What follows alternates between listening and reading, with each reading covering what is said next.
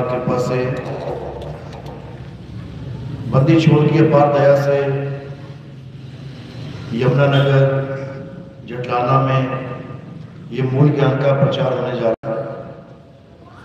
बहुत बड़े भाग होते हैं उन जीवों के जो अपने पूरे जीवन काल में एक बार भी इस मूल ज्ञान को सुन पाते हैं, और उससे भी बड़े भाग होते हैं उन जीवों के जो इस मूल ज्ञान को थोड़ा सा भी समझ पाते हैं। क्योंकि सुनना आसान है, आए बैठे घंटा 2 घंटा सुन के चले गए, लेकिन इसको समझना बहुत मुश्किल होता है। ये जल्दी किसी के समझ में नहीं आता। इसको समझने के लिए बहुत बहुत ज़्यादा विवेक की जरूरत होती है, बहुत ज़्यादा विवेक। और ये विवेक हमें कहाँ मिलता है? ये हमें सत्संग से ही मिलता है। कहते भी हैं बिन सत्संग विवेक ना होई। क्या है ये विवेक? सत्य और असत्य का निर्णय करने की शक्ति को विवेक कहते हैं। क्या सच है और क्या झूठ है, इसका फैसला करने वाली शक्ति को विवेक कहते हैं। तो आज मालिक से अरदास करेंगे कि जहाँ तक भी आवाज़ जा रही है, हर जीव हंस की विवेक शक्ति में बढ़ोतरी हो, हर मालिक का हंस विवेकी हो, और अपने जन्म मरण से छुटकारे का क्या साधन है इसको समझ सके और उसको अपना के जन्म मरण के बंधन से परे हो जाए। आज का सत्संग इसी विषय पे होगा कि हमें अपना जन्म और मरण अगर खत्म करना है तो कैसे खत्म होगा, आखिर वो जरिया क्या है जिसके द्वारा हम बार बार जो पैदा हो रहे हैं, बार बार मर रहे हैं, ये सब खत्म हो जाए, हम इस संसार से सदा के लिए निकल जाएं। आज इसी पर प्रकाश डाला जाएगा। तो सत्संग शुरू करने से पहले परमात्मा के नाम पे जयकारा लगाएंगे।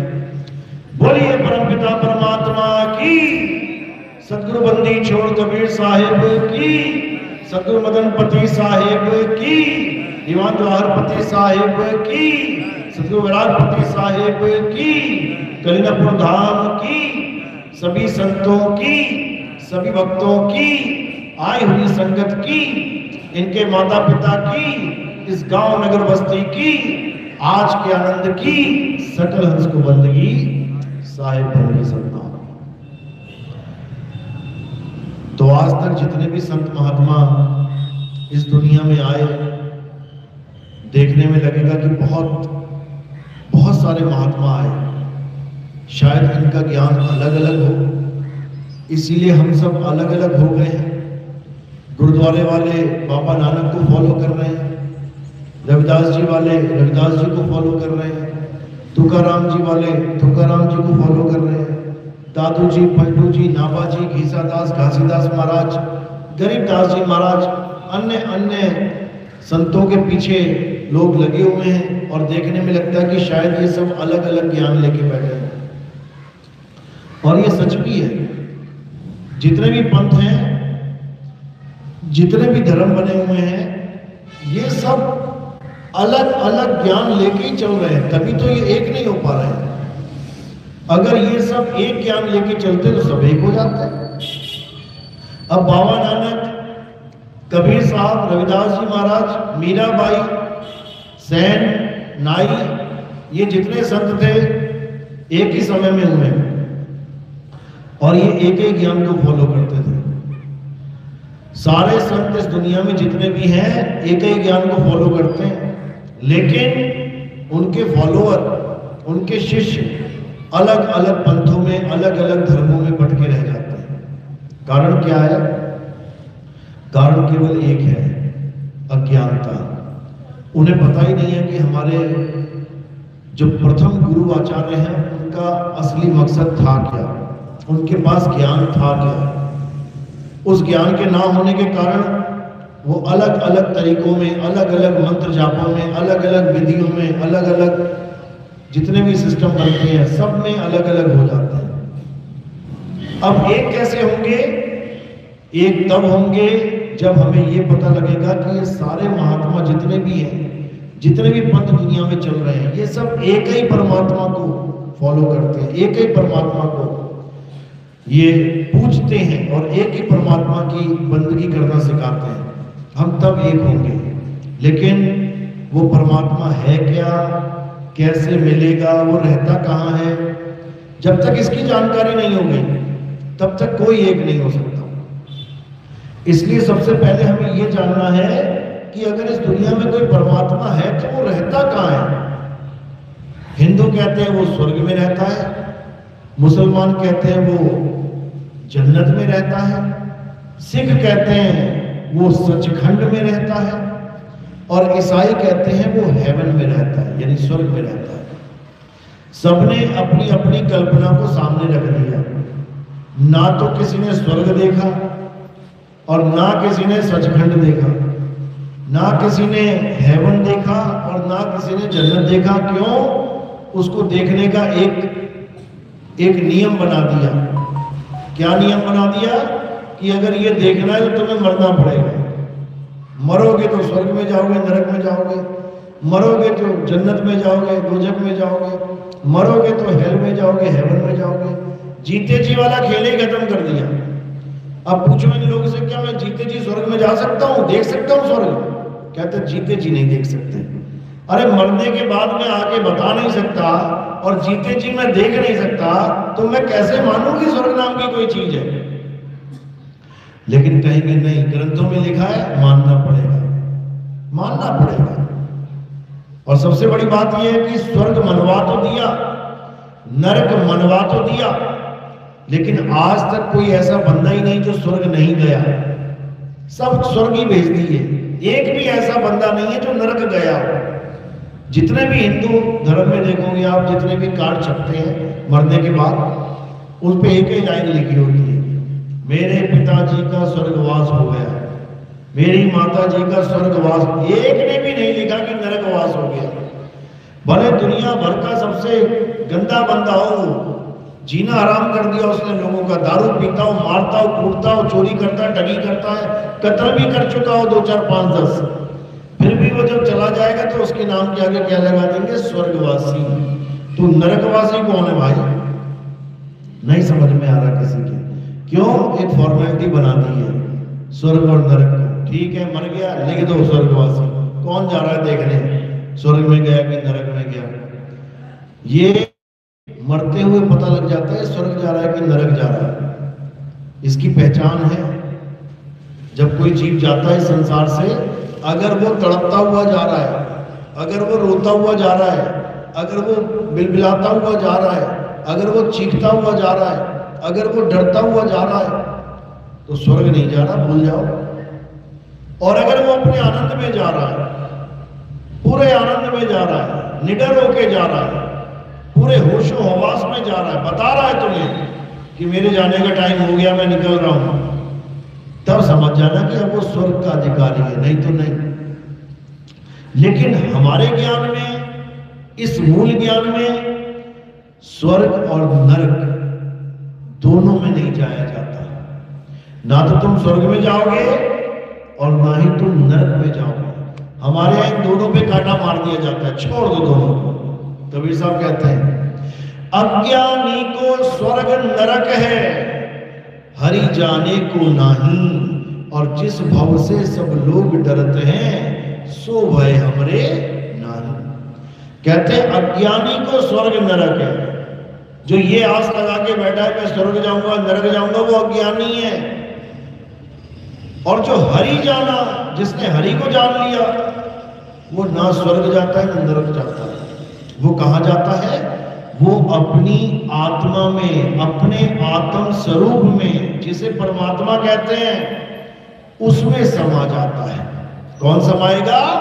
जीव। ये जीव परमात्मा में समा जाता है जब उसे अपने परमात्मा का, अपने आत्म स्वरूप का ज्ञान हो जाता है।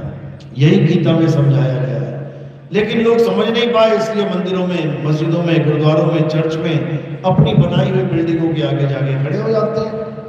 गीता में क्या बताया गया कि हे अर्जुन, जो अपनी आत्मा में रमण करते हैं, जो अपनी आत्मा में संतुष्ट हैं, जो अपनी आत्मा में तृप्त हैं, उनके लिए कोई धार्मिक कर्म कर्तव्य लागू नहीं होता।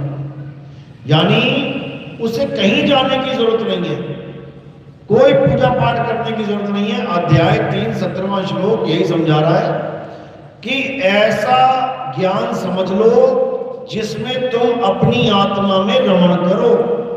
अपनी आत्मा यानी अपने सच्चे स्वरूप में रमण करो, तब तुम्हारी मुक्ति होगी, तब तुम्हें कहीं जाने की जरूरत नहीं। लेकिन अपनी आत्मा में रमण करे तो करे कैसे?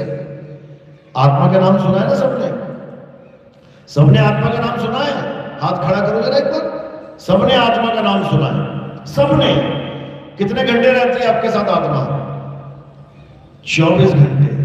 24 घंटे सब अपनी अपनी आत्मा लेके आए हो। घर तो नहीं छोड़ी किसी की, सब लेके आए हो। ऐसा हो ही नहीं सकता ना लेके आओ। एक बार चेक कर लो है कि नहीं। चेक भी नहीं कर पाओगे अगर ना हो तो। टेढ़े होके गिर जाओगे जमीन पे, उंगली तक नहीं हिला सकते अगर आत्मा ना हो। इसी आत्मा को जानना हमारे जीवन का लक्ष्य है। इसी आत्मा को समझना आत्म ज्ञान है। कबीर साहब समझा रहे हैं, जल में मीन प्यासी मोहे देखत आवे हासी, आत्म ज्ञान बिना नर भटके, कभी काबा कभी काशी। उस समय हिंदू और मुसलमान ही थे। जब कबीर साहब आए तो काबा और काशी का नाम लिया गया।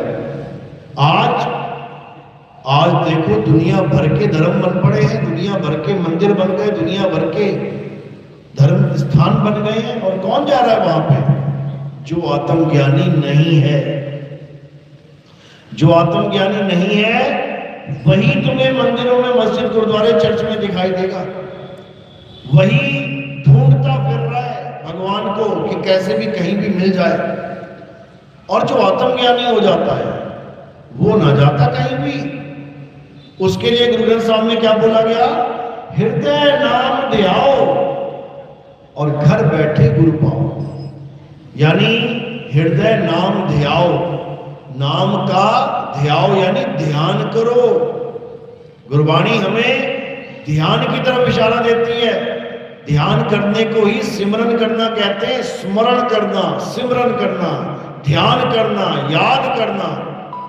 लेकिन अज्ञानियों ने जाप करना बना दिया इसको। ये जितने अज्ञानी हैं इन्होंने भगवान को याद नहीं करवाया, इन्होंने उसका जाप करवा दिया। हिंदू है तो कहता है राम राम जपो, राधे राधे जपो। मुसलमान है तो कहता है अल्लाह अल्लाह जपो। सिख भाई है तो कहते हैं वाहेगुरु वाहेगुरु जपो।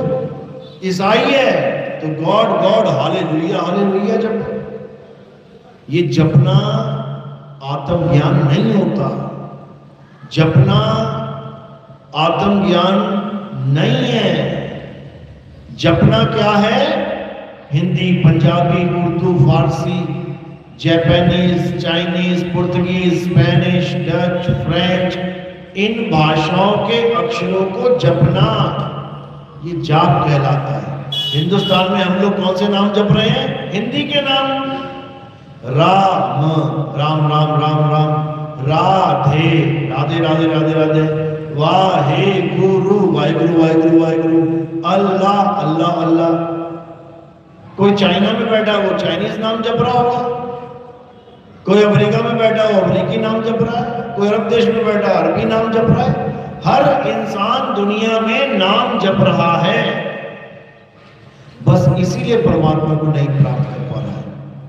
अगर तुम परमात्मा को याद करने की जगह उसके नाम जपने लग गए, फिर तुम्हें परमात्मा कभी मिलने वाला नहीं है। जैसे पानी पीने की जगह तुम पानी के नाम जपने लग गए तो तुम्हें कभी पानी मिलने वाला नहीं है। तुम जपते रहो सारी उम्र, जल वाटर नीर तोए पानी, जल वाटर नीर तोए पानी, सारी उम्र जपते रहना, पानी मिलने वाला नहीं है, प्यासे मर जाओगे। इसीलिए कह रहे हैं पानी पानी जपता जपता प्यासा ही मर जाएगा। तो क्या करना है? पानी पानी जपना छोड़ना है। और करना क्या है? पानी को ढूंढना है, पानी कहां है, तब बात बनेगी। नाम जाप छोड़ना है और वस्तु को ढूंढना है। कबीर साहब कह रहे हैं, अरे वस्तु कहीं ढूंढे कहीं, कैसे लागे हाथ, और गुप्त वस्तु तब मिले, भेदी लीजिए साथ, भेदी लीना साथ में, दीनी वस्तु लखाए, और कोटि जन्म का पंथ था, पल में पहुंचा जाए। कहते हैं जो असली गुरु होता है वो कभी मंत्र जाप नहीं देता कि कोई मंत्र पकड़ा दे तुम्हें। असली गुरु क्या देता है तुम्हें? असली गुरु तुम्हें वस्तु की पहचान, वस्तु का ज्ञान देता है। मीराबाई कह रही है, पायो जी में नाम रतन धन पायो, वस्तु अमोलक दी मेरे सतगुरु, कृपा कर अपनायो। वो ये नहीं कह रही मेरे सतगुरु ने मुझे नाम दिया कोई जपने के लिए, वो जपने वाले नाम की बात नहीं कर रही है। वो कह रही है वस्तु अमोलक। पहली बात तो वो वस्तु की बात कर रही है, और वस्तु की कीमत कितनी है? अमोलक। कितने होते हैं जीरो अमोलक में? 1000 में कितने जीरो होते हैं? 3। 1 लाख में, 10 लाख में, अब 1 करोड़ में भी समझ में आ जाएगा कितने होते हैं। लेकिन अनमोलक में कितने जीरो होते हैं? लगा के देख लो, तुम्हारा जीवन बीत जाएगा जीरो लगा लगा के, मर जाओगे जीरो लगा लगा के सारी उम्र, तब भी तुम अनमोलक को लिख ही नहीं सकते, जिसका मतलब है अनंत, इनफाइनाइट। लगा लो जीरो, कितनी लगानी है। उस वस्तु का ज्ञान दिया गया मीराबाई को, और वो वस्तु क्या है? वो कोई कृष्ण जी की मूर्ति नहीं है 20, 50, 100, 200 रुपए की। वो अनमोलक वस्तु क्या है? जो आपके पास भी है, जो मेरे पास भी है, जो हम सबके पास है। और उस अनमोलक वस्तु का नाम क्या है? आत्मा। कितने की आती है आत्मा? कभी खरीदी आत्मा किसी ने? शरीर खरीद लो, आंख खरीद लो, कान खरीद लो, खाल खरीद लो, बाल खरीद लो। लोग बाल खरीद लेते हैं, गंजे लोग बेचारे। किडनियां खरीद लो, बिक जाती हैं। कोई कुछ भी खरीद लो बॉडी में, सब कुछ बिकता है। लेकिन कहो कि आत्मा खरीद लो, कहो तुम डॉक्टर से आप ऑपरेशन करो, कोई चिंता मत करना, एक आत्मा में लाके रखा खरीद के, ये चली जाएगी, ये डाल देंगे इसमें, डाल के दिखाओ, नहीं हो सकता। तो ये वस्तु क्या है? आत्मा ही वो वस्तु है जिसको पाना हमारे जीवन का एकमात्र लक्ष्य है। एकमात्र। ये 2, 4, 5 लक्ष्य नहीं है जीवन के हमारे, सबके जीवन, इंसानी जीवन का एकमात्र लक्ष्य है उस आत्म देव को प्राप्त कर लेना, जो 24 घंटे तुम्हारे साथ है। एक भी सेकंड नहीं छोड़ता तुम्हें। अगर एक भी सेकंड उसने तुम्हें छोड़ दिया, पत्ते की तरह गिर जाओगे तुम जमीन पे। 24 घंटे तुम्हें सहारा दे रहा है वो, लेकिन तुम्हें उसके बारे में पता ही नहीं है। मरने वाली हालत हो गई। 70, 70, 80, 80, 90, 90, 100 साल के लोग हो गए। पूछो जाके उनसे जरा, बाबा जी आप 100 साल के हो गए हो, आपको आत्मा के बारे में पता लगा कैसी होती है? वो क्या कहेगा? बेटा सुना तो है आत्मा नाम, लेकिन आज तक ना पता लगा होती कैसे है। क्यों नहीं पता लगा? कारण क्या है? कारण केवल एक है, हमें सतगुरु नहीं मिला। हमें वो गुरु नहीं मिला जो हमें आत्मा का ज्ञान समझा दे। हमें वो गुरु मिल गए जो हमें वेद पुराण गीता भागवत पढ़ा गए, हमें कुरान पुराण पढ़ा गए, हमें मंत्र जपवा गए, हमें तंत्रों में उलझा गए, हमें पूजा पाठ हवन यज्ञ में फंसा गए, सब कुछ करवा गए, लेकिन आत्मा के बारे में कोई नहीं बता पाया। कृष्ण जी कहते हैं गीता में, हे अर्जुन, ये आत्मा अजन्मा है, नित्य है, शाश्वत है, पुरातन है, ये आत्मा ही सत्य सनातन है। जो अपनी आत्मा को अपने जीवन काल में नहीं जान पाते, वो जन्म मरण में धक्के खाते हैं, लक 84 में जाते हैं। कुत्ता बिल्ली हाथी घोड़ा सांप बिच्छू खटमल, पता नहीं क्या क्या बनना पड़ेगा, हालत खराब हो जाएगी। अभी एक जन्म मिला है इंसान का, इस जन्म को लेके लगा लो। और कैसे लगाएंगे? उस आत्म तत्व को जान के, जिसकी वजह से आप खा रहे हो, पी रहे हो, चल रहे हो, बोल रहे हो, गा रहे हो, बजा रहे हो, खड़े हो रहे हो, बैठ रहे हो। अगर आत्मा ना हो तो खड़े भी नहीं हो पाओगे, बैठ भी नहीं पाओगे, यहीं लेट जाओगे, लाश बन जाओगे 2 मिनट में। इसी आत्मा की वजह से तुम मंदिर जा रहे हो, मस्जिद जा रहे हो, गुरुद्वारे जा रहे हो, चर्च जा रहे हो। इसी आत्मा की वजह से तुम मंदिर मस्जिद गुरुद्वारे चर्च बना रहे हो। बिना आत्मा के बना के दिखाए कोई? सारी मूर्तियां आत्मा की वजह से बन रही हैं, आत्मा की वजह से हर कार्य हो रहा है, लेकिन आत्मा को ही नहीं जान रहे तो बनेगा क्या? धक्के मिलेंगे, लास्ट में धक्के। तो कृष्ण जी क्या कह रहे हैं? हे अर्जुन, अध्याय 4 34वां श्लोक, हे अर्जुन, अगर तुम इस परम तत्व को जानना चाहते हो, अगर तुम इस आत्म राम को जानना चाहते हो, तो कहां जाओ? तुम ऐसे तत्वदर्शी संत की शरण में जाओ, जिसने अपनी आत्मा को जान लिया है। जिसने अपनी आत्मा को जाना है, केवल वही तुम्हें तुम्हारी आत्मा का ज्ञान करवा सकता है। और जिसने अपनी आत्मा को ना जाना, वो तुम्हें क्या आत्मा का ज्ञान करवाएगा? वो तुम्हें मंत्र ही पकड़ाएगा, जपले राम राम, जपले वाहिगुरु वाहिगुरु, जपले गॉड गॉड, जपले हरि हरि। वो मंत्र ही पकड़ाएगा तुम्हें, जो तुम्हें पहले से पता है। किसको नहीं पता राम भगवान का नाम राम है? किसको नहीं पता कि कृष्ण जी का नाम कृष्ण है? किसको नहीं पता कि वाहिगुरु नाम जाप है? सबको पता है, फिर भी वो चीज लेने जाते हैं जो पहले से पता है। मैं वृंदावन से राधे राधे मंत्र ले आया। अरे वृंदावन के बिना भी तुझे राधे राधे पता था, घर बैठ के जप लेता, क्या जरूरत थी जाने की? गुरु उसको बनाया जाता है जिसका ज्ञान तुम्हारे पास ना हो, जो पहले से जानता है कि इस गुरु जी के पास क्या है, और उसको भी पता है कि क्या है। क्यों गुरु बनाएगा भाई? तुम्हें कार चलानी आती है, तुम्हारे घर के सामने एक दुकान खुल गई, कार चलाना सीखो 5000 रुपए में, दोगे कभी 5000 उसको? तुम्हें खुद ही आती है, तुम क्यों दोगे? गुरु उसको धारण किया जाता है जिसका ज्ञान तुम्हारे पास नहीं है, जिसे आत्मा का ज्ञान कहते हैं। तुम्हारे पास आत्मा का ज्ञान नहीं है। आत्मा है, उसका ज्ञान नहीं है। वस्तु है, लेकिन उसका ज्ञान नहीं है।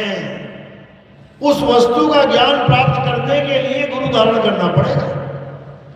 मीराबाई ने उस गुरु को धारण किया। सोचो, आप मीराबाई की जात देखो क्या है, ठाकुर, राजपूत, क्षत्रिय, और उनके गुरु की जात देखो, हरिजन में बोला जाता है। हरिजन थे, शूद्र थे, ऐसे थे, वैसे थे। अरे उसने जात पात छोड़ दी, किसके लिए? उस अनमोल वस्तु के लिए जो पहले से उसके पास है, लेकिन उसका ज्ञान नहीं है उसको, इसीलिए बोल रही है। कह रही है, पायो जी में नाम रतन धन पायो, और वस्तु अमोलक दीन रे सतगुरु, कृपा कर अपनायो। बड़ी कृपा हो गई मालिक की, जो मुझे सतगुरु मिल गए, उन्होंने मुझे मेरा ही ज्ञान दे दिया, मुझे कोई भगवान का नाम नहीं जपवाया। मीराबाई पहले से ही कृष्ण जी गोविंद गोविंद करती घूमती थी। अगर उससे ही उसको मुक्ति मिल जाए तो गुरु धारण क्यों करे, वो भी दूसरी जात का? इसीलिए जहर पिलाया गया था उसको। जब ठाकुरों ने देखा कि भाई हमारी रानी ने एक शूद्र को, जिसको हम घर में भी ना घुसने दें, जिसकी चप्पल भी बाहर उतरवा के अंदर घुसने दें, उसको गुरु बना लिया। अब जहर ही पिलाना था, फिर और क्या करना था। लेकिन मालिक की मौज देखो कि जहर का प्याला पीने के बाद भी नहीं मरी। ये भक्ति की शक्ति है, ये मालिक की मौज है। तो इसी प्रकार हमें क्या चाहिए, हमें भी ऐसा गुरु चाहिए जो हमसे मंत्र जंतर छुड़वा दे और हमें अपनी आत्मा का ज्ञान बता दे। मदन साहब कहते हैं, सोई गुरु पूरा कहावे जो 2 अक्षर का भेद बतावे, एक छुड़ावे एक लखावे, तब प्राणी निज घर को जावे। जब तक तुम इन 52 अक्षरी मंत्रों को, इन 52 अक्षर नामों को छोड़ने के लिए तैयार नहीं होते, तब तक तुम्हें आत्मा का ज्ञान कभी नहीं मिल सकता। वो आत्मा का ज्ञान कभी प्राप्त नहीं हो सकता। गुरु ग्रंथ साहब में अंग नंबर 340 पे कबीर साहब की वाणी पढ़ो, क्या कहते हैं। 52 अक्षर जोरे आन, सकिया न अक्षर एक पहचान। कहते हैं 52 अक्षर जोड़ जोड़ के दुनिया भर के नाम बना लिए भक्तों ने। भगवान राम का नाम दशरथ जी ने रखा था, उनके पिताजी ने, क्योंकि बाप ही बेटे का नाम रखता है। क्या नाम रखा? राम। एक ही नाम रखा था। और आज तुम गूगल पे देखो भगवान राम के 108 नाम, देखो लाइन लग जाएगी, लिस्ट बन जाएगी पूरी। हनुमान जी का नाम एक रखा था, हनुमान, उसकी माता पिता ने। अभी तुम गूगल पे सर्च करो हनुमान जी के 108 नाम, देखो पूरी लाइन लग जाएगी। अरे ये नाम किसने बना दिए भाई? कौन बना रहा है बैठा बैठा? इंसान। ये इंसान बना रहा है। क्यों बना रहा है? क्योंकि इसके पास अक्षर है। आ आ ई उ ऊ का खा गा चा छा जा टा ठा डा पा फा फा, सारे अक्षर लेके बैठा है, दिन रात नाम ही बनाता जा रहा है। बताओ उससे क्या हो जाएगा? कबीर साहब समझा रहे हैं, कोटि नाम संसार में इनसे मुक्ति ना होए, और गुप्त नाम सतपुरुष का पूछे बिरला कोई। कहते हैं इंसान के द्वारा बनाए हुए जितने भी नाम हैं, इनको जपने से कभी किसी की मुक्ति नहीं हो सकती, कभी नहीं। मुक्ति किससे होगी? हे अर्जुन, जो अपनी आत्मा को जान लेते हैं, जो अपनी आत्मा को पहचान लेते हैं, जो अपने आत्म तत्व को प्राप्त कर लेते हैं, इस संसार से केवल वही मुक्त होते हैं। बाकी सब ये कुत्ता, बिल्ली, हाथी, घोड़ा, शेर, बिच्छू, सांप, नाली के कीड़े, ये सब बने 84 लाख में भटकते रहेंगे। कबीर साहब समझा रहे हैं, 1,84,000 भटक के पौ पे अटके आए, और अब की पासा ना पड़ा तो फिर 84 जाए। 84 लाख योनियां भुगतान करने के बाद एक बार ये जन्म मिला है, एक बार। कितने सुंदर सुंदर कपड़े पहन रखे हैं, कितने सुंदर सुंदर गहने पहन रखे हैं, कितने सुंदर सुंदर टोपियां पहन रखी हैं, जैकेट पहन रखी है। पता है क्यों? क्योंकि इंसान जन्म में आ गए हो, और जैसे ही ये इंसान जन्म पलटी मारेगा, शरीर छूट जाएगा, लोग जला देंगे, दफना देंगे, उसके बाद 84 में आ जाओगे। फिर 2 टांगे गायब हो जाएंगी। कितनी आ जाएंगी? 4 आ जाएंगी। गाय के बछड़े बन गए 4 टांगे, बकरी के बच्चे बन गए 4 टांगे, कुतिया के बच्चे बन गए 4 टांगे। अभी 2 टांगे क्यों हैं? क्योंकि तुम्हारी माँ की भी 2 टांगे हैं। अभी 2 हाथ क्यों हैं? क्योंकि तुम्हारे माँ बाप के 2 हाथ हैं। समझो, जैसा गर्भ मिलेगा वैसा ही बालक बन के तैयार हो जाएगा। सांप के गर्भ में चले गए, सांप बन के निकल जाओगे। हथनी के गर्भ में चले गए, हाथी बन के बाहर आ जाओगे। ऊंटनी के गर्भ में चले गए, ऊंट बन के बाहर आ जाओगे। चींटी के गर्भ में चले गए, चींटी बन के आ जाओगे। आज औरत के गर्भ में चले गए थे तो आदमी और औरत बन के आ गए। ये मत समझना कि तुम आदमी या औरत हो। ये मत समझ लेना कि तुम आदमी हो या औरत हो। तुम आदमी और औरत इसलिए बने बैठे हो क्योंकि तुम्हारे माँ और बाप आदमी औरत है। कल को तुम ही कुतिया बन जाओगे, कुत्ता बन जाओगे। क्यों? क्योंकि तुम्हें माँ और बाप कुत्ता कुतिया मिल जाएंगे। इसी प्रकार बार बार 84 में जाके बार बार जन्म मरण का चक्कर काटते काटते एक बार इंसान जन्म मिला है, और ये मिल चुका है। एवरेज लगा लो 70 साल। 70 साल में आप देखोगे कोई ना कोई निकल ही जाता है। अब 70 साल में से अपनी उम्र घटा लो कि जितनी भी तुम्हारी है, 30 साल 35 साल तो आधी निकल गई, 40 साल 50 साल 60 साल तो बस थोड़ी सी बची है। इस थोड़ी सी को बचा लेना है। जितनी सी बची है ना, इसको लेके लगा ले। जितनी गई वो तो जाने दे, अब जो बची है उसको कैसे सफल करना है? आत्म ज्ञान को प्राप्त करके। ये मंदिर मस्जिद गुरुद्वारे बहुत पूज लिए, जवानी बीत गई, बुढ़ापा आ गया, लेकिन अभी तक भी ठिकाना नहीं मिला, तो करे क्या? अभी तक भी वो निर्णयता नहीं आई, वो साहस नहीं आया कि हम शरीर छोड़ने के लिए तैयार हो। 90 साल का बूढ़ा भी कहता है मैं नहीं मरना चाहता, वो भी डॉक्टर के पास चक्कर लगाता फिर रहा है। समझो, कबीर साहब कहते हैं जिस मरने से जग डरे मेरे मन आनंद, और मरने पर ही पाइए पूर्ण परमानंद। मरता मरता जग मुआ, मरना जाने न कोई, और ऐसी मरनी जो मरे बहुर न मरना होए। कबीर साहब समझा रहे हैं इससे पहले कि तेरी मौत आ जाए तू अमर हो जा, अमर हो जा। हमारा लक्ष्य क्या है जीवन का? अमर होना। हमारे जीवन का एकमात्र लक्ष्य क्या है? अमर हो जाना। कैसे होंगे अमर? आप इतिहास उठा के देखो, किसी भी राक्षस का, जब राक्षस भक्ति करता था, घनघोर भक्ति, कठोर भक्ति, और जब भगवान प्रकट होते थे तो पहला वरदान यही मांगता था। क्या मांगता था?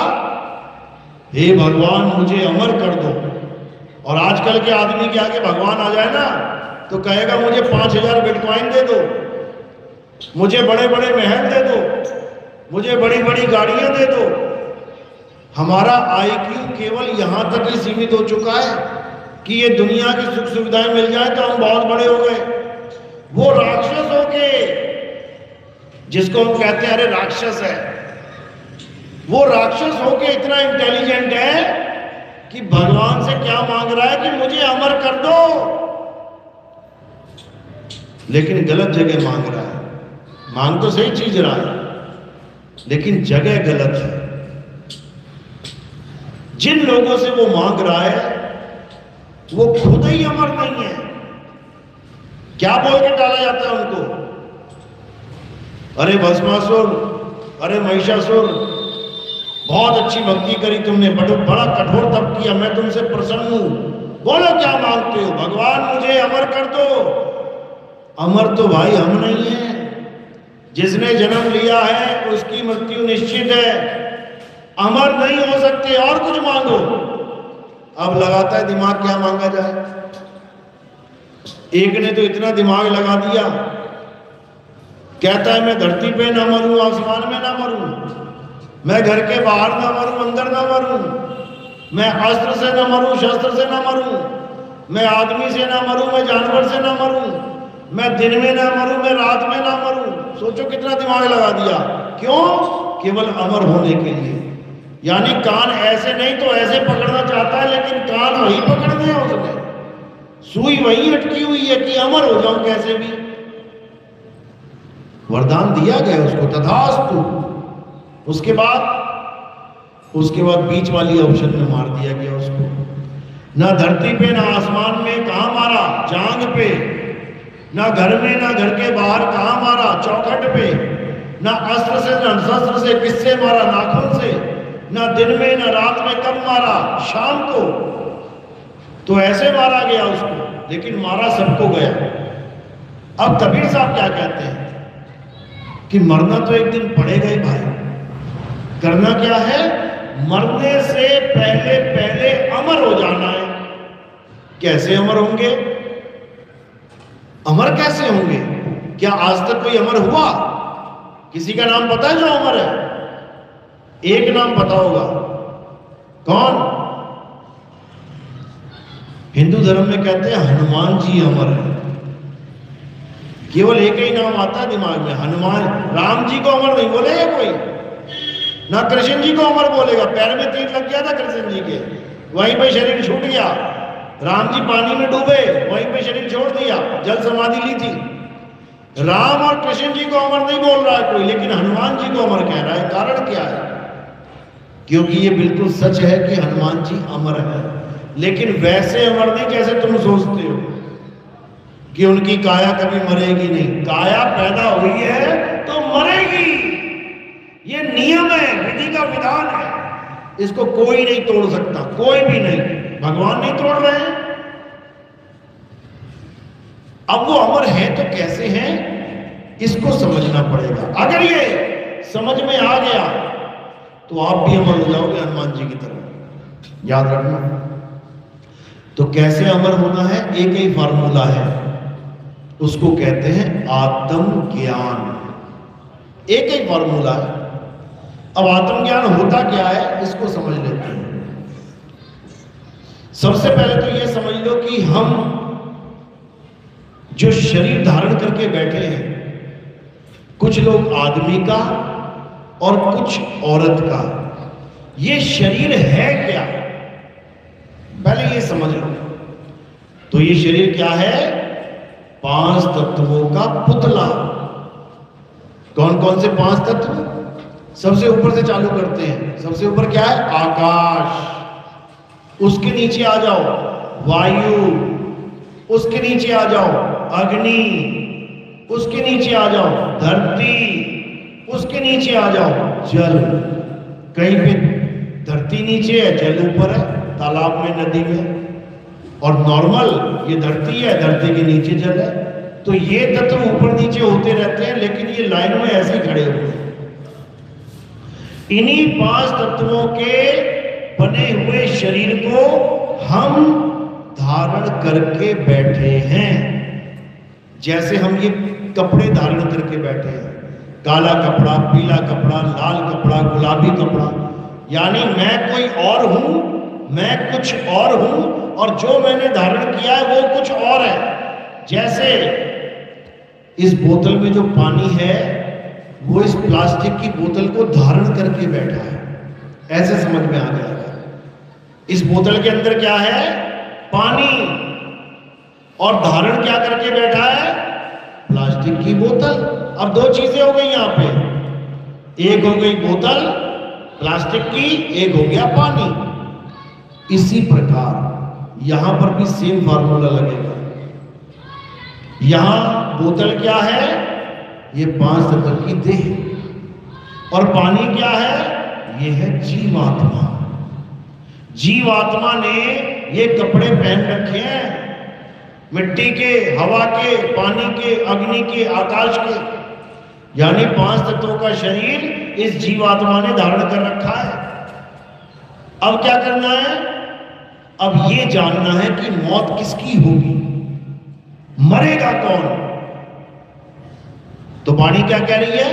ईश्वर अंश जीव अविनाशी। अब जीव तो हो गया अविनाशी। अविनाशी यानी जिसकी कभी मृत्यु होती नहीं है। अब मृत्यु किसकी होगी? शरीर की। जिसको धारण किया गया है उसकी मृत्यु होगी, और जिसने धारण किया है उसकी मृत्यु कभी नहीं होगी। यानी ये पानी कभी नहीं मरेगा, बोतल पक्का मरेगी। इसी प्रकार ये शरीर पक्का मरेगा और आत्मा कभी नहीं मरेगी। तो हम क्या हैं? हमें ये जानना है, क्या हम शरीर हैं? यानी कि क्या हम आकाश हैं? क्या हम वायु हैं? क्या हम अग्नि हैं? क्या हम धरती हैं? क्या हम जल हैं? बिल्कुल नहीं। ये 5 तत्व हैं, नाशवान तत्व हैं। और हम क्या हैं? हे अर्जुन, तू और मैं ये शरीर नहीं है। ये शरीर तो हमारे कपड़े हैं। एक दिन हम इन शरीरों को उतार देंगे, इन शरीरों को जला दिया जाएगा, दफना दिया जाएगा। लेकिन अर्जुन, ये शरीर तो मरेंगे, हम तुम कभी नहीं मरेंगे। क्यों? क्योंकि हम तुम आत्मा हैं, हम आत्मा हैं। लेकिन अपने आप को जानते नहीं हैं, इसलिए अपने आप को शरीर मान बैठे। मैं आदमी, मैं औरत, मैं बच्चा, मैं बूढ़ा, मैं जवान। जबकि हम ना आदमी, ना औरत, ना बच्चा, ना बूढ़ा, ना जवान, हम कुछ नहीं है इसमें से। हम क्या हैं? आत्मा। जैसे पंखे में करंट, पंखे में करंट जो क्या हो रहा है, पंखा चल रहा है। पंखे के 3 पर हैं, पंखे के 3 पर हैं, करंट का पर नहीं है। पंखा गोल है, करंट गोल नहीं है। पंखा लाल पीला काला हरा गुलाबी है, करंट लाल पीला गुलाबी नहीं है। पंखा लोहे का है, करंट लोहे का नहीं है। इसी प्रकार ये शरीर आदमी का है, औरत का है, जवान है, बूढ़ा है, बच्चा है। लेकिन आत्मा, ये ना आदमी है, ना औरत है, ना बच्चा है, ना बूढ़ा है, ना जवान है। इस आत्मा को जानना अपने आप को जानना है। जिस दिन तुम्हें आत्मा का ज्ञान हो गया, उस दिन तुम अपने आप को जान लोगे। और जब तुम ये जान लोगे कि मैं एक आत्मा हूं, उसके बाद कब मरोगे? कितने साल बाद मर जाती है आत्मा? 1 साल बाद, 2 साल बाद, 10 साल बाद, 20 साल बाद, 100 साल बाद, लाख साल बाद, करोड़ साल बाद, अरब साल बाद, पदम साल बाद, संख साल बाद? कभी नहीं।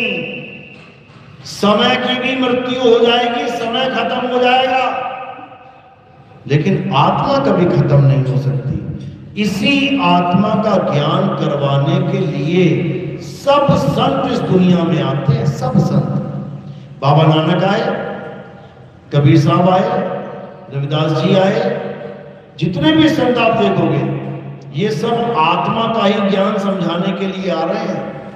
बाबा नानक की वाणी क्या कहती है? आत्म में राम, राम में आत्म, चीनस गुरमुख विचारे। कहते हैं अगर राम को ढूंढना है तो किसी मंदिर में मत ढूंढना भाई। मंदिर में वो वाला राम मिल जाएगा जो खंडित हो जाता है। आज तुमने प्राण प्रतिष्ठा कर दी, कल को कोई हल्की सी भी उंगली तोड़ के चला गया या टूट गई गलती से, उसी राम जी की मूर्ति को उठा के मंदिर के बाहर रख दिया जाएगा। जो असली राम है वो कहां है? वो तुम्हारी आत्मा में विराजमान है। इसीलिए तुम्हारी आत्मा अजर अमर अविनाशी है। तो यही कबीर साहब समझा रहे हैं, ज्यों तिल माही तेल है, ज्यों चकमक में आग, तेरा साईं तुझ में है, जाग सके तो जाग। कहते तेरा परमात्मा कहां है? तुझ में है, लेकिन तुझे अपने बारे में कुछ पता ही नहीं है, ढूंढेगा कैसे? इसलिए पहले अपना ज्ञान प्राप्त करना है कि मैं कौन हूं। मैं शरीर नहीं, आत्मा हूं। इसी आत्मा का ज्ञान करवाने वाले को आत्मज्ञानी गुरु कहते हैं। तो आत्मज्ञानी गुरु क्या करवाते हैं? आत्मज्ञानी गुरु जाप यानी मंत्र, अजपा जाप यानी श्वासों का मंत्र, और अनहद नाद यानी कानों में उंगलियां डाल के सुनने वाली 5 धुनें, इन सबको छुड़वा देते, छोड़ दे। ये जितने मंत्र जप रहा है, ज्योत निरंजन ओंकार रारंकार सोहम सतनाम सतपुरुष अकाल मूल शब्द स्वरूपी नाम राम राम अल्लाह अल्लाह वाहिगुरु वाहिगुरु गॉड गॉड, जितने भी नाम जप रहा है भाई छोड़ दे, छोड़ दे इनको। जितने भी नाम श्वासों में जप रहा है, सोहम, वो हम, को हम, वाहे गुरु, अल्लाहू, राम राम, ओम ओम, जितने भी नाम जप रहा है सब छोड़ दे। कानों में उंगलियां डाल के बैठा है, कभी शंख की आवाज आती है, कभी घंटे की आवाज आती है, कभी मृदंग की आवाज आती है, कभी वीणा की आवाज आती है, कभी बांसुरी की आवाज आती है, छोड़ दे। माया है। क्यों? क्योंकि ये आवाजें बदल रही है। जहां पर बदलाव होता है, यानी सुबह हुई, दोपहर हुई, शाम हो गई, रात हो गई, जहां पर भी बदलाव हो रहा है वो माया है। ये शक्ल देखो, बच्चे थे छोटे से, बड़े होते होते होते आज बूढ़े हो गए, काले बाल सफेद हो गए, मुंह में दांत थे खत्म हो गए, बदलाव हो रहा है। माया है। किसी की शक्ल का ध्यान नहीं करना है। कई गुरु अपनी शक्लों का ध्यान करवाते हैं कि देखो मेरी शक्ल देखो कैसी है, ऐसे ध्यान करना है, मेरी शक्ल का ध्यान करो। कभी मत करना। क्यों? कारण क्या है? माया है। वो शक्ल बदल रही है रोज। तुम काली दाढ़ी वाले बाबा जी से नाम लेके बैठे हो और काले बालों वाला बाबा जी का चेहरा ध्यान कर रहे हो और पता लगा 40 साल बाद बाबा जी के सारे बाल सफेद हो गए। तुम काले वाला ही ध्यान कर रहे हो, बाबा सफेद हो गया। यहाँ पे बदल रहा है, माया है। बिल्कुल नहीं करना है। कबीर साहब क्या कहते हैं? आवे जावे माया संतो, जो बदले सो माया संतो। ये आना जाना बदलना ये सब माया का खेल है। यही गीता में समझाया जा रहा है। हे अर्जुन, इस दुनिया में दो प्रकार के तत्व हैं। अध्याय 2 16वां श्लोक पढ़ो। हे अर्जुन, इस दुनिया में दो प्रकार के तत्व हैं, एक असत्य और दूसरा सत्य। अब असत्य क्या है? जो पल पल बदल जाए, जो बने और बिगड़े, जो जन्मे और मर जाए, वो असत्य है। यानी ये शरीर असत्य है, चाहे मेरा, चाहे आपका, चाहे किसी देवी देवता भगवान का। जो बदल रहा है, छोटा सा बच्चा बड़ा हो रहा है, बदल रहा है, छोड़ो इसको। ये माया है, छोड़ो इसको। तो कहते हैं एक असत्य है और एक सत्य। सत्य क्या है? जो कभी नहीं बदलता, जो सदा एक रस अखंड अविनाशी रहता है, जिसका ना तो कभी जन्म होता है ना कभी मृत्यु होती है। वो क्या है? हे अर्जुन, वही सत्य है।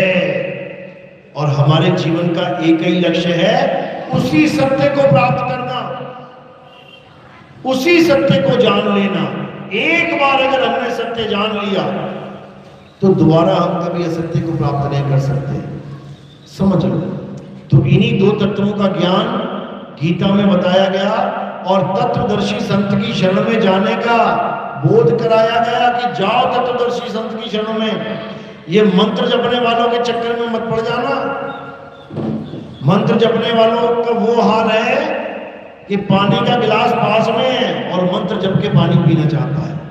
कबीर साहब कहते हैं परमात्मा तेरे पास है, परमात्मा तेरे पास है। मोह को कहां ढूंढे रे बंदे, मैं तो तेरे पास में खोजी होए तुरंत मिल जाऊं, एक पल की तलाश में।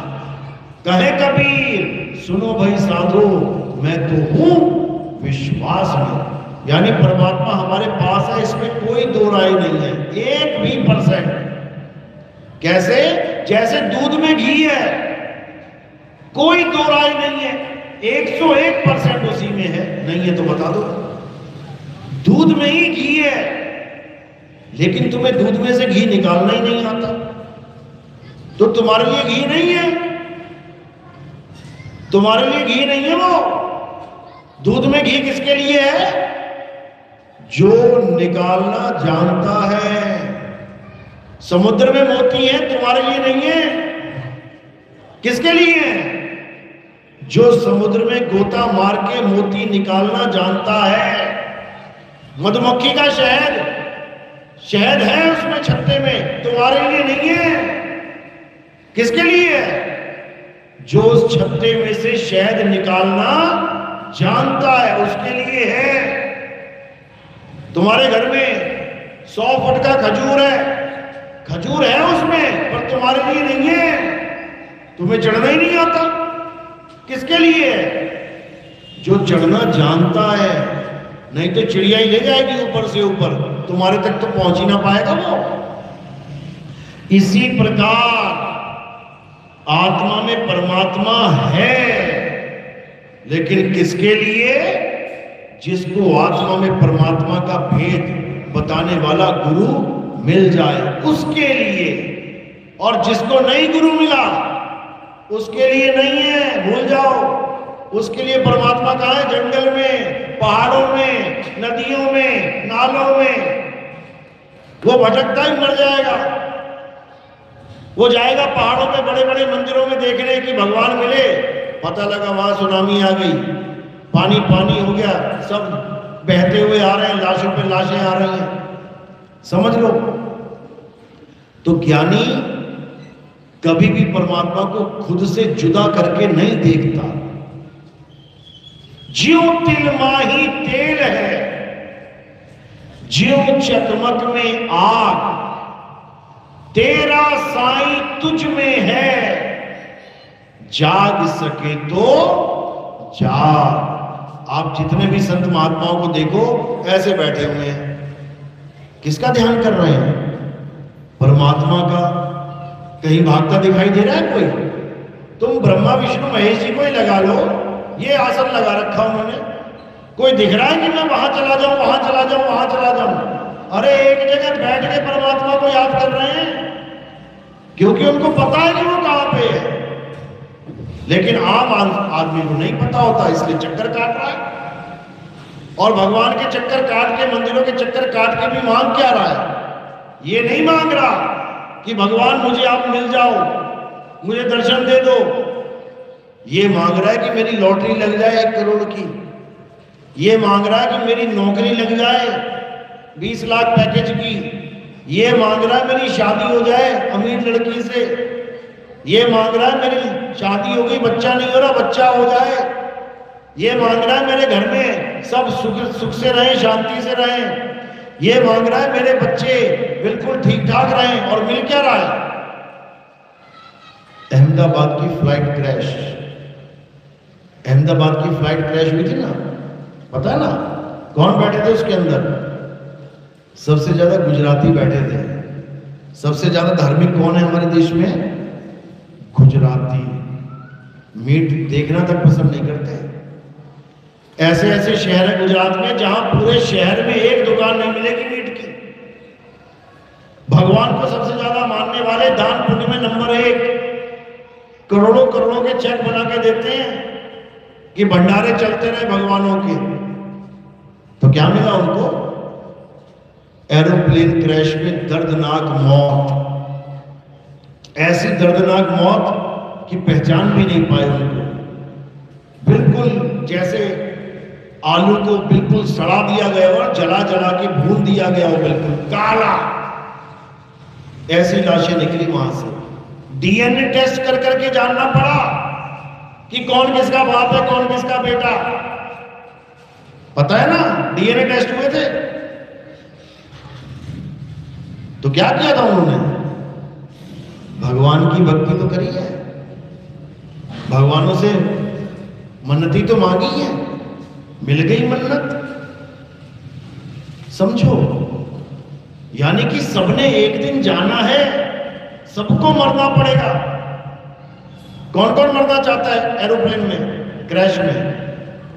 कोई चाहता है कि हम एरोप्लेन में बैठे गोवा जा रहे हो घूमने, मुंबई जा रहे हो और रास्ते में एकदम पायलट बोले भैया क्रैश होने वाला है, तैयार हो जाओ मरने के लिए? ऐसी मौत चाहिए क्या? चलो थोड़ी आसान कर देते। पानी में डूब के मरना चाहता है कोई? हाथ खड़ा करो। नहीं। कोई आग से जल के मरना चाहता है? कोई पहाड़ से गिर के मरना चाहता है? कोई ट्रेन के आगे कट के मरना चाहता है? कोई चलती बस से गिर के सड़क पे मरना चाहता है? अरे कोई बाइक से गिर के मरना चाहता है? अरे मरना भी चाहते हो कि नहीं? सबकी खबरें छपेंगी अखबारों में। बस भर के जा रही थी दर्शन करने के लिए, बस की टक्कर हो गई, 50 यात्री मर गए, उसमें तुम भी होगे। ऐसी खबरें छपती हैं। 2 लड़के बाइक पे जा रहे थे, पीछे से ट्रक आया, ट्रक ने धक्का दे दिया और बाइक वाला उसी वक्त मर गया। वो भी पुजारी था, पता नहीं किसका था। सबने ऐसे ही मरना है, सबने ऐसे मरना है। याद रखो, जितनी मर्जी पूजा कर लो, जितना मर्जी तुम हवन यज्ञ कर लो, जितना मर्जी तुम दान चंदा दे दो, तुम्हें ऐसे ही मरना पड़ेगा, क्योंकि मौत होती है ऐसी है। लेकिन एक ऑप्शन है कि तुम मरो ही ना, और वो क्या है? इससे पहले कि मौत आए तुम अपने आप को जान जाओ कि तुम कौन हो। और जैसे तुम जान लोगे तब क्या होगा? तब कैसे भी मौत आए तुम नहीं मरोगे 101%, और तुम्हें पता भी नहीं लगेगा कि मौत आई थी कि नहीं आई थी। तुम्हें कैसे क्या अनुभव होगा?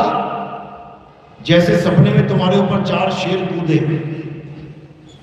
जैसे शेर कूदे तुम्हारे सपने में, वैसे तुम्हारी आंखें खुल गई। अब कहां गया वो शेर?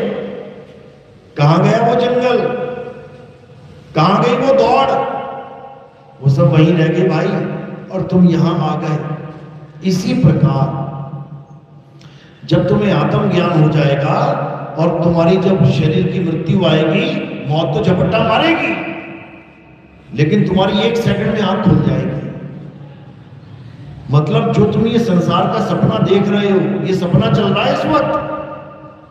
ये तुम सपने में बैठे हो, आंखें खुली है तुम्हारी, लेकिन तुम सपना देख रहे हो, समझ लेना। और मैं सपने में ही आया हूं तुम्हें बताने कि तुम सपना देख रहे हो। अपनी अपनी आंखें खोलो, इस सपने से बाहर निकलो। जैसे तुम रात में जब सपना देखते हो, सो जाते हो, सपना देखते हो, तो आंखें खुली होती है तुम्हारी सपने में। तुम पानी देख रहे होते हो, तुम महल देख रहे होते हो, तुम जंगल देख रहे होते हो, शेर, चीते, सांप, बिच्छू, सब कुछ तुम देख रहे होते हो, लेकिन सपना है वो। अगर उस सपने में जाके मैं तुम्हें कहूं कि ये शेर नहीं, ये सपना है, ये पानी जो दिख रहा है ये पानी नहीं है, सपना है, ये सांप जो तुझे काटने आ रहा है सपना है, तुम नहीं मानोगे। क्यों? तुम्हें दिख रहा है। इसी प्रकार ये दुनिया तुम्हें दिख रही है, तुम नहीं मानोगे कि ये सपना चल रहा है, लेकिन ये सपना ही है। समझ लो, शंकर जी कह रहे हैं, उमा कहूं मैं अनुभव अपना, सत हरि भजन जगत सब सपना। सपना है ये, अभी नहीं समझ में आ रहा है। ये ऐसा सपना है जो कभी खत्म ही नहीं हो रहा है। एक सपना टूटा, दूसरा सपना चालू, दूसरा टूटा, तीसरा चालू, तीसरा टूटा, चौथा चालू, और पता नहीं कितने सपने देख चुके हो तुम, अनंत। अब आंख खोलने की बारी आई है। अब तुम्हारी आंख खुलवाने की ड्यूटी मालिक ने लगाई है कि इनको बताओ कि आंख कैसे खुलेगी। जब तुम सपने में होते हो, तुम्हारे आसपास कोई भी ना हो, तब एक चीज है जो तुम्हें उठा सकती है, और वो क्या है? अलार्म। एक ऐसी आवाज जो तुम्हारे सपने के अंदर घुस के तुम्हें बाहर खींच के लेके आती है।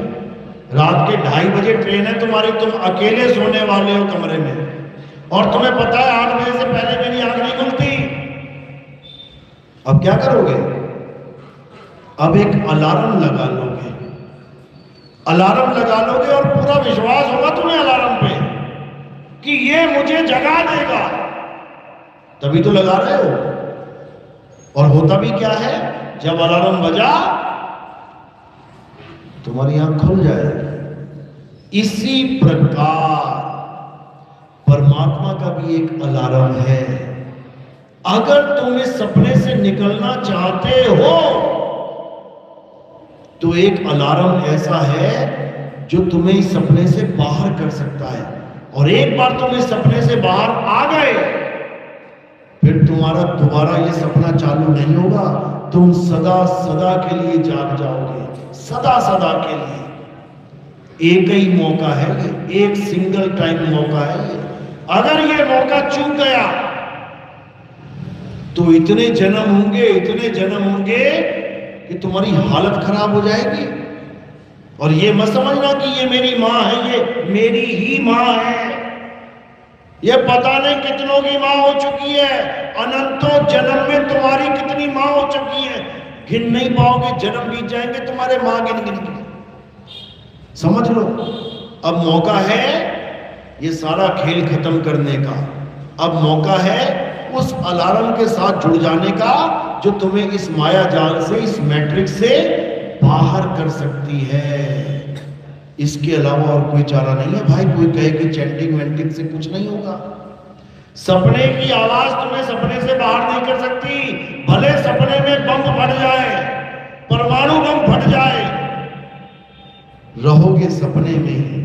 लेकिन एक आवाज ऐसी है जो सपने के बाहर से आ रही है, वो तुम्हें खींच के ले जाएगी। बस करना क्या है, उस आवाज को पहचानना है। वो आवाज ही परमात्मा है। इसीलिए उसे शब्द गुरु कहते हैं। बाबा नानक कहते हैं शब्द गुरु सुरत धुन चेला। यानी इन शक्लों को गुरु मत मान लेना कि ये गुरुजी बैठे हुए हैं। ये 5 तत्व है। जब ये शरीर बिखरेगा तो 5 तत्वों में लीन हो जाएंगे। ये 5 तत्वों में मिल जाएंगे। तो गुरुजी कौन है? गुरुजी कौन है? गुरु आत्मा है, गुरु शरीर नहीं है। ये सपने में शरीर धारण कर रखे हैं तुम्हें जगाने के लिए। ना गुरु शरीर है और ना चेला शरीर है, दोनों आत्मा है। समझ लो। लेकिन नहीं पता, इसलिए गुरु भी शरीर बना बैठा है, चेला भी शरीर बना बैठा है। इसीलिए कबीर साहब समझा रहे हैं कि हम वासी वा देश के जहां जात वर्ण कुल नहीं, शब्द मिलावा हो रहा देह मिलावा नहीं।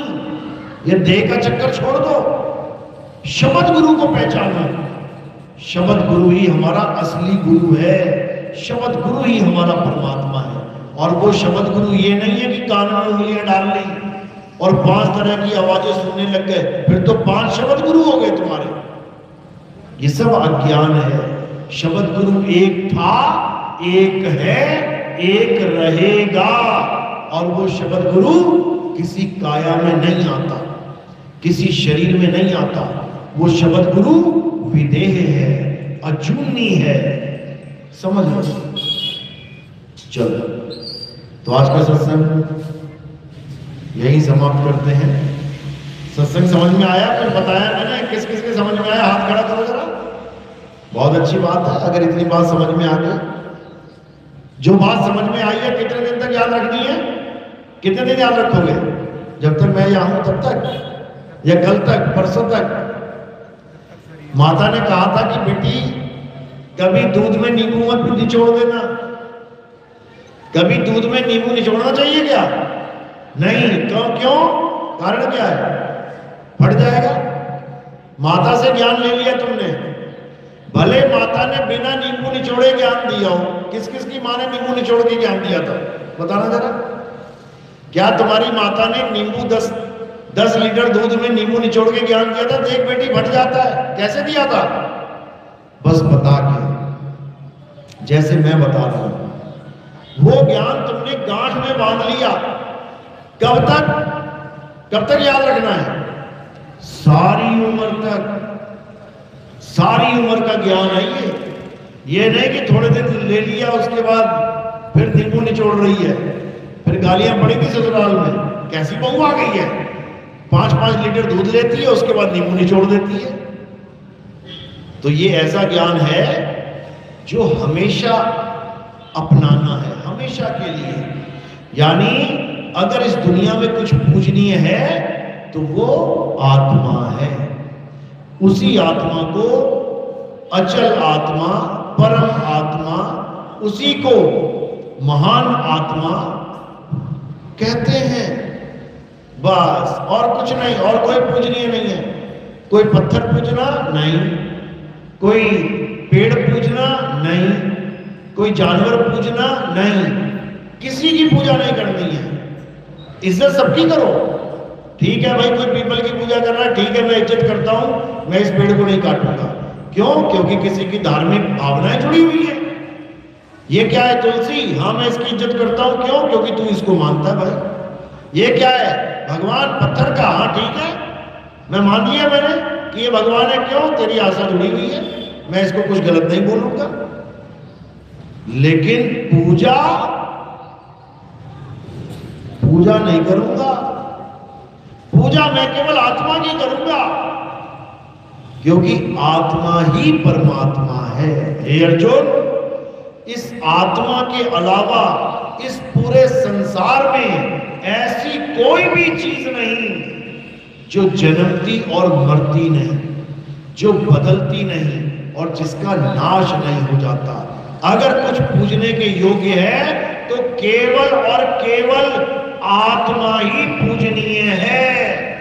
इसी आत्मा को पूजने वालों को सनातनी कहते हैं और पत्थर पूजने वालों को हिंदू कहते हैं। दोनों में फर्क है। हिंदू कौन है? जो पत्थर को भगवान मान के पूजा करता है।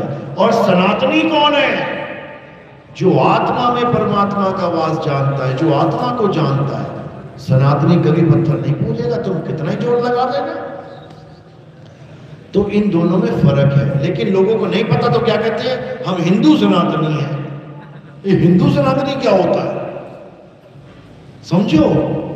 सनातनी एक ही है। सनातन का मतलब क्या होता है? जो सदा सदा रहने वाला है, समझ लो। जिसे कोई मार नहीं सकता, काट नहीं सकता, तो फिर उसको खतरा किससे है?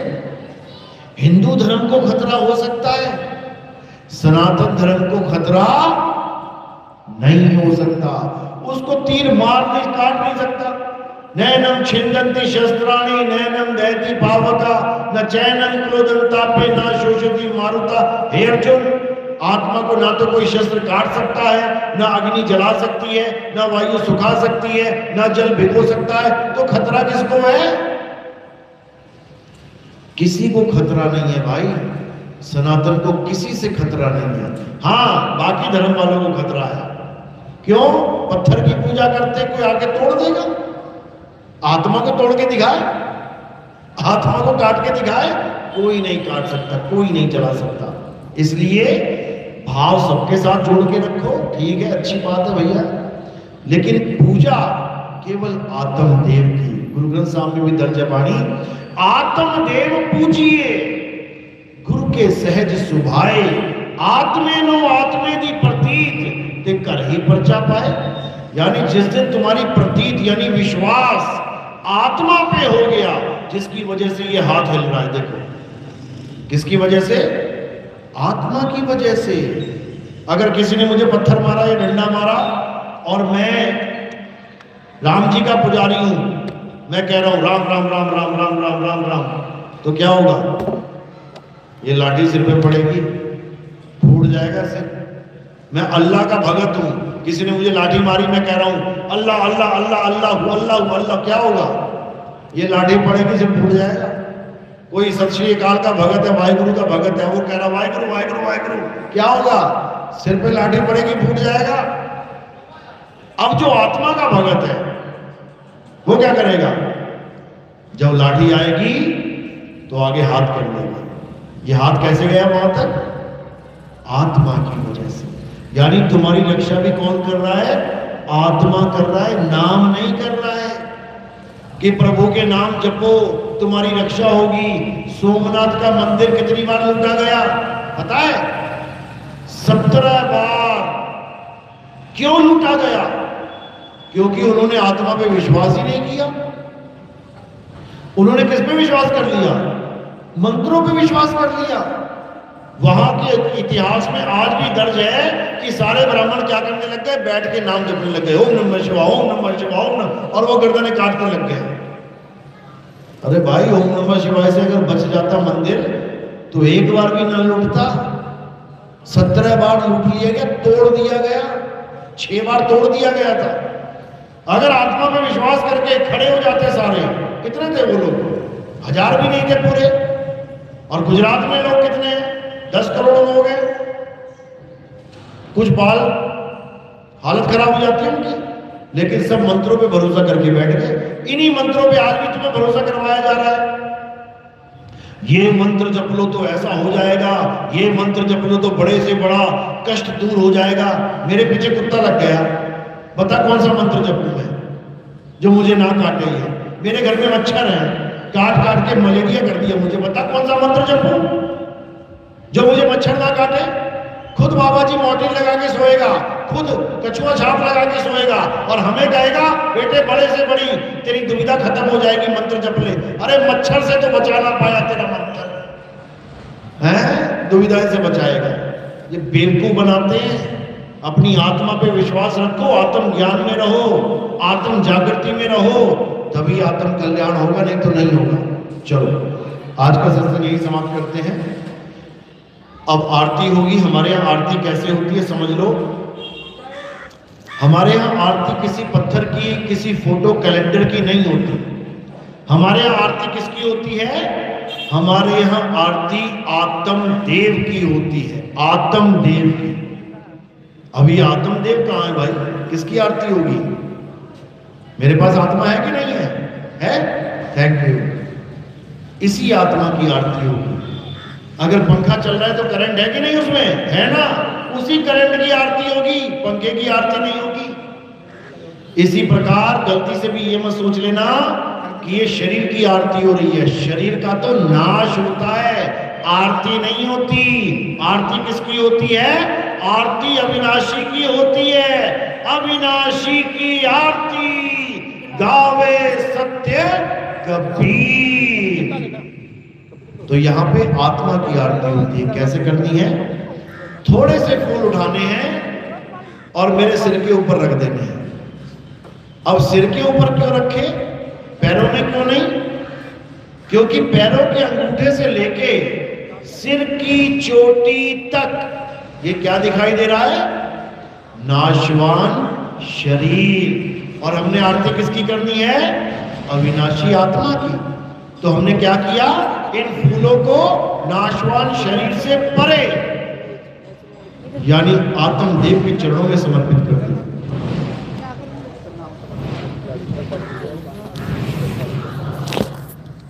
तो अब आरती में क्या करना है?